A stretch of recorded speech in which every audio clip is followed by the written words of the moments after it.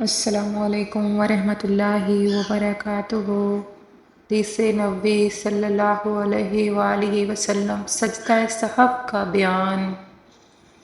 حضرت عبداللہ بن بجنیہ نے بیان کیا، صلی اللہ علیہ وسلم ایک دفعہ نماز کی 2 رکعت پڑھانے کے بعد قاعدہ یعنی تشہد کے بعد کھڑے ہو گئے، پہلا قاعدہ نہیں کیا، اس لیے لوگ بھی آپ صلی اللہ علیہ وآلہ وسلم کے ساتھ کھڑے ہو گئے۔ جب آپ نماز پوری کر چکے تو ہم سلام پھیرنے کا انتظار کرنے لگے، لیکن آپ نے سلام سے پہلے بیٹھے بیٹھے اللہ اکبر کہا اور سلام ہی سے پہلے 2 سجدے بیٹھے بیٹھے کیے، پھر سلام پھیرا۔ یہ سجدہ سہو تھا۔ بحوالہ صحیح بخاری۔ جزاک اللہ خیرا۔